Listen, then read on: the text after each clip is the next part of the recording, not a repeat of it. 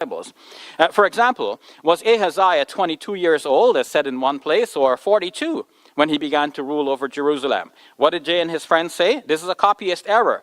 And they write, because we are dealing with accounts which were written thousands of years ago, we would not expect to have the originals in our possession today, as they would have disintegrated long ago. We are therefore dependent on the copies taken from copies of those originals, which were in turn continually copied out over a period of centuries.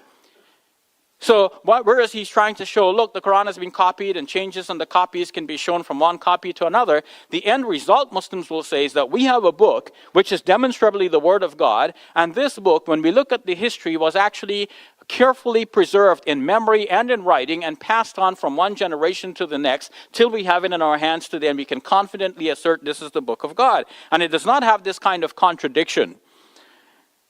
So there are several such cases. I will just end with one here. In both Ezra 2 and Nehemiah 7, we have a census. And we're told, this tribe, so many people, this tribe, so many people, and so on. And you expect that at the end, you will get the total. And they give you the total. 42,000 and change here, and 42,000 and change there. But if you go add up the numbers that should give you this total, you see that the numbers in Ezra actually amount to 29,000 and change, and the number in Nehemiah amounts to 31,000 and change. Neither of them amounts to 42,000. So how does the author tell us that it's 42,000, and we can now add up the numbers and see it's not 42,000? So Jay has the answer to this. There are possibly two answers for this seeming dilemma, he and his friends write.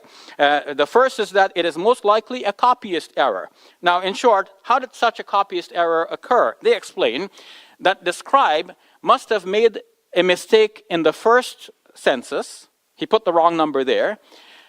And when he went to the second place, instead of adding up the numbers and giving us the total at that place, he copied the number from the first place, which is bizarre. It would mean that instead of making sure that his totals are right here, he goes back to another book in the Bible to find what the total was, and then he writes it here. First he writes the wrong number there, and then he copies the wrong number into the new location, and we still have the book with the wrong number in our hands here. Can we really credit this to the Word of God? Now,